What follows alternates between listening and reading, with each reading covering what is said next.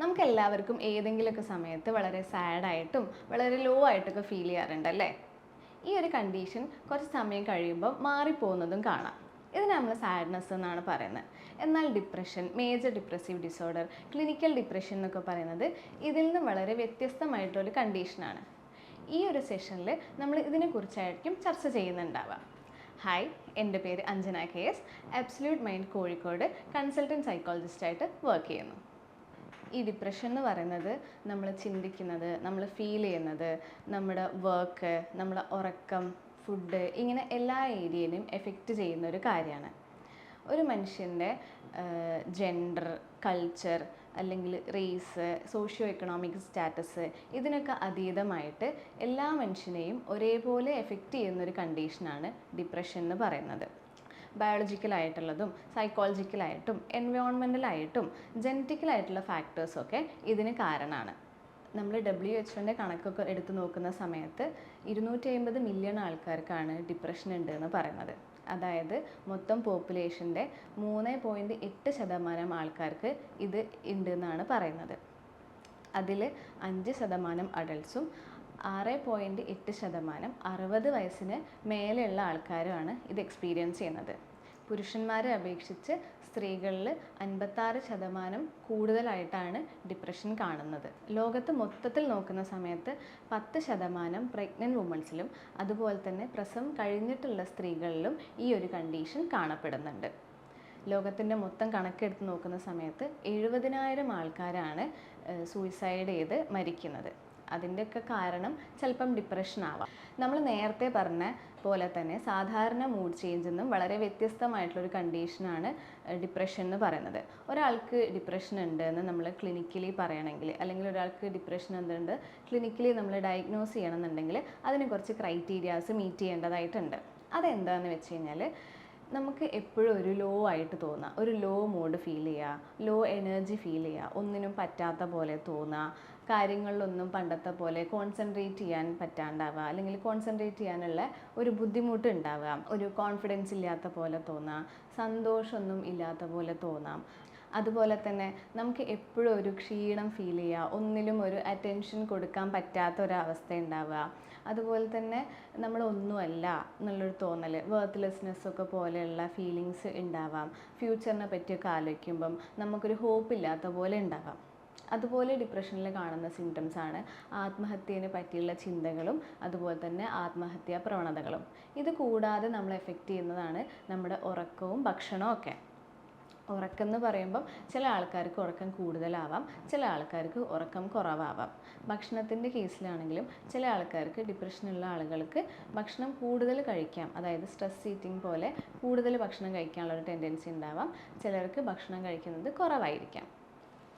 ഈ പറയുന്ന സിംറ്റംസൊക്കെ ഒരാളിൽ പ്രസൻ്റ് ആവുന്നതിന് അനുസരിച്ചാണ് ഇതിൻ്റെ തീവ്രത അല്ലെങ്കിൽ ഇതിൻ്റെ ഇൻറ്റൻസിറ്റിയൊക്കെ നമ്മൾ മനസ്സിലാക്കുന്നത്. അതായത് മൈൽഡ്, മോഡറേറ്റ്, സിവിയർ എന്നുള്ള രീതിയിൽ നമുക്കിതിൻ്റെ ഇൻറ്റൻസിറ്റീനെ പറയാം. മൈൽഡ് കണ്ടീഷൻ എന്ന് പറയുന്ന സമയത്ത് ഈ മേലെ പറഞ്ഞ സിംറ്റംസിൽ ആകെ കുറച്ച് സിംറ്റംസ് മാത്രമായിരിക്കും അവർ പ്രസൻറ്റ് ചെയ്യുന്നുണ്ടാവുക. മോഡറേറ്റ് എന്ന് പറയുന്ന സമയത്ത് കുറച്ചും കൂടി അധികം സിംറ്റംസ് അവർ പ്രസൻറ്റ് ചെയ്യും. എന്നാൽ സിവിയർ ഡിപ്രഷൻ എന്ന് പറയുന്ന സമയത്ത് അവർക്ക് പ്രോപ്പറായിട്ട് ലൈഫിൽ ഫങ്ഷൻ ചെയ്യാൻ വരെ ബുദ്ധിമുട്ടുണ്ടാവും. ചില പേഷ്യൻസൊക്കെ പറയാറുണ്ട് അവർക്ക് ബെഡിൽ നിന്ന് എണീക്കാൻ പോലും ബുദ്ധിമുട്ടുണ്ടാവുമെന്ന്. മോഡറേറ്റ് ടു സിവിയർ ഡിപ്രഷനിൽ വരുമ്പോഴാണ് ആൾക്കാർക്ക് ആത്മഹത്യാ ചിന്തകളും ആത്മഹത്യാ പ്രേരണകളൊക്കെ ഉണ്ടാവുന്നത്. ഡിപ്രഷന് ഇത്രയും സീരിയസ് ആയിട്ടുള്ള സിംറ്റംസൊക്കെ ഉണ്ടാകുമ്പോഴാണ് നമുക്കൊരു ലോ മൂഡോ അല്ലെങ്കിൽ സാഡ്നെസ്സൊക്കെ ഫീൽ ചെയ്യുമ്പം നമ്മൾ ഡിപ്രഷൻ ലാബിൽ ചെയ്തിട്ട് പറയുന്നത്. നമ്മൾ സോഷ്യൽ മീഡിയയിലൊക്കെ ആൾക്കാർ വളരെ കോമൺ ആയിട്ട് ഡിപ്രഷൻ യൂസ് ചെയ്യുന്നത് കാണാം.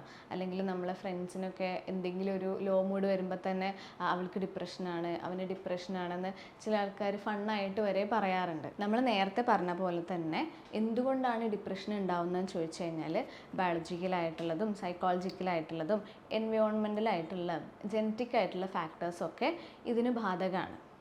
ഒരാളുടെ ലൈഫിൽ ഉണ്ടാവുന്ന സ്ട്രെസ്ഫുള്ളായിട്ടുള്ള ഇവൻറ്റ്സ്, അല്ലെങ്കിൽ ഒരാൾ ലൈഫിൽ ഒരു സ്ട്രെസ്സിലൂടെ കടന്നു പോകുന്ന സമയത്ത്, അവർക്ക് ജോലി നഷ്ടപ്പെടുന്ന സമയത്ത്, അല്ലെങ്കിൽ നമ്മുടെ ലൈഫിൽ അത്രയും ഇമ്പോർട്ടൻ്റ് ആയിട്ടുള്ള ആൾക്കാർ മരണപ്പെടുന്ന സമയത്ത്, ഇങ്ങനത്തെ കണ്ടീഷൻസൊക്കെ നമ്മൾ ഡിപ്രഷനിലേക്ക് ലീഡ് ചെയ്യാവുന്ന കണ്ടീഷൻസാണ്. എനിക്ക് കുറച്ച് മുന്നേ വന്നൊരു കേസ് പറയുകയാണെങ്കിൽ അയാൾ ആക്സിഡൻ്റായിട്ട് ഫ്രാക്ചറൊക്കെ ആയിട്ട് അയാൾക്ക് പിന്നെ ജോലിക്ക് പോകാനൊന്നും പറ്റാണ്ട് ബെഡ് റിഡൻ ആയിട്ട് കിടക്കുന്ന ഒരു അവസ്ഥയിലായിട്ട് ഉണ്ടായിരുന്നത്. അയാൾക്ക് സോഷ്യലായിട്ട് ഇൻട്രാക്ട് ചെയ്യാൻ പറ്റാത്ത അവസ്ഥ ഒക്കെ ഉണ്ടായിരുന്നു. അങ്ങനെ കുറച്ച് കാലം ഈ ഒരു കണ്ടീഷൻ നിലനിന്ന് പോയതിനെ കൊണ്ട് തന്നെ അയാൾ ഡിപ്രഷനിലേക്ക് വരികയാണ് ഉണ്ടായത്. ഇതൊക്കെ കഴിഞ്ഞിട്ട് അയാൾ തിരിച്ച് വർക്കിന് കയറിയ സമയത്ത് അയാൾക്ക് വർക്കിൽ കോൺസെൻട്രേറ്റ് ചെയ്യാൻ പറ്റാണ്ടായി. അതുപോലെ തന്നെ സോഷ്യൽ ഇൻട്രാക്ഷനൊക്കെ കുറഞ്ഞു വന്നു തുടങ്ങി. പണ്ട് ഇൻട്രസ്റ്റ് ആയിട്ട് ചെയ്ത കാര്യങ്ങളൊന്നും ഇപ്പം ചെയ്യാൻ പറ്റാത്തൊരവസ്ഥ വന്നു തുടങ്ങി. ഉറക്കത്തിലും ഫുഡിനെയും ഒക്കെ അത് ബാധിച്ച് തുടങ്ങിയിട്ടുണ്ടായിരുന്നു. അതായത് മൊത്തത്തിൽ പറയുകയാണെങ്കിൽ അയാൾക്കൊരു നോർമൽ ലൈഫ് ഫങ്ഷൻ ചെയ്യാൻ പറ്റാത്തൊരവസ്ഥ വന്നു തുടങ്ങി. അതുകൊണ്ട് തന്നെ ഡിപ്രഷൻ എന്ന് പറഞ്ഞു കഴിഞ്ഞാൽ നമുക്ക് ലൈഫിൽ കൂടുതൽ സ്ട്രെസ് ഉണ്ടാക്കുന്നതും ലൈഫിനെ കുറച്ചും കൂടി ഡിസ്ഫങ്ഷണൽ ആക്കുകയും കൂടി ചെയ്യുന്ന ഒരു മെൻ്റൽ ഹെൽത്ത് കണ്ടീഷനാണ്. വളരെ എഫക്റ്റീവായിട്ടുള്ളൊരു കണ്ടീഷനാണ് ഡിപ്രഷൻ എന്ന് പറയുന്നത്. ഈ ഡിപ്രഷനെ ട്രീറ്റ് ചെയ്യാൻ വേണ്ടിയിട്ട് നമ്മൾ മെഡിസിൻസും അതുപോലെ തന്നെ സൈക്കോ തെറാപ്പിയും യൂസ് ചെയ്യാറുണ്ട്. ഈ നേരത്തെ പറഞ്ഞ പോലെ ഇതിൻ്റെ ഇൻറ്റൻസിറ്റിക്ക് അനുസരിച്ചാണ് നമ്മൾ മെഡിസിൻ വേണോ തെറാപ്പി വേണോ എന്ന് നമ്മൾ ചൂസ് ചെയ്യുന്നത്. അതായത് ഇപ്പോൾ ഒരു മൈൽഡ് ഡിപ്രഷനൊക്കെ ഉള്ള ആൾക്കാരാവുന്ന സമയത്ത് അവർക്ക് ചിലപ്പം തെറാപ്പി മാത്രം മതിയാവാം. മോഡറേറ്റ് ടു സിവിയർ ഡിപ്രഷൻ വരുന്ന സമയത്താണ് നമ്മൾ മെഡിസിൻ്റെ കൂടെ സൈക്കോ തെറാപ്പിയും കൂടി കൊടുക്കുക എന്നൊരു മെത്തേഡ് ചൂസ് ചെയ്യുന്നത്. സൈക്കോ തെറാപ്പികളിൽ നമ്മൾ കോഗ്നിറ്റീവ് ബിഹേവിയർ തെറാപ്പി, അതായത് CBT, ബിഹേവിയർ ആക്ടിവേഷൻ തെറാപ്പി പോലെയുള്ള തെറാപ്പികളൊക്കെയാണ് കോമൺ ആയിട്ട് യൂസ് ചെയ്യുന്നത്. ഏതൊരു കണ്ടീഷനും പോലെ തന്നെ മാനേജബിൾ ആയിട്ടുള്ളൊരു കണ്ടീഷൻ തന്നെയാണ് ഡിപ്രഷൻ എന്ന് പറയുന്നത്. നമ്മളിതിലൊരു ഇൻസൈറ്റ് ഉണ്ടാക്കിയെടുക്കുക, ഹെൽപ്പ് എടുക്കേണ്ട സമയത്ത് ഹെൽപ്പ് എടുക്കുക, അതുപോലെ തന്നെ നമ്മളൊരു സപ്പോർട്ട് സിസ്റ്റം, നല്ലൊരു സപ്പോർട്ട് സിസ്റ്റം ഉണ്ടാക്കിയെടുക്കുക എന്നൊക്കെയാണ് നമ്മളിതിനകത്ത് ചെയ്യേണ്ട കാര്യങ്ങൾ. മൊത്തത്തിൽ നമ്മൾ പറയുന്ന സമയത്ത് നമുക്കൊരു പെട്ടെന്ന് ലോ മൂഡോ അല്ലെങ്കിൽ സാഡ്നെസ്സോ ഒക്കെ ഫീൽ ചെയ്യുന്ന സമയത്ത് ഡിപ്രഷൻ എന്ന് പറഞ്ഞൊരു വലിയ ടേം വെച്ച് ലേബിൾ ചെയ്യാണ്ട് അതൊരു സീരിയസ് മെൻ്റൽ ഹെൽത്ത് കണ്ടീഷനാണെന്ന് നമ്മൾ മനസ്സിലാക്കുകയും നമുക്കോ അല്ലെങ്കിൽ നമുക്ക് ചുറ്റുമുള്ള ആൾക്കാർക്കോ ഈ പറഞ്ഞ സിംറ്റംസൊക്കെ അവർ കാണിക്കുന്നുണ്ടെങ്കിൽ എത്രയും പെട്ടെന്ന് നമ്മളൊരു ഹെൽപ്പ് സീക്കുകയാണ് വേണ്ടത്. ഇത്രയും പറഞ്ഞ കാര്യങ്ങളിൽ നിങ്ങൾക്ക് എന്തെങ്കിലും സംശയമൊക്കെ ഉണ്ടെങ്കിൽ താഴെ കാണുന്ന നമ്പറിൽ കോൺടാക്റ്റ് ചെയ്യാവുന്നതാണ്. അപ്പം മറ്റൊരു വീഡിയോ ആയിട്ട് വീണ്ടും വരാം.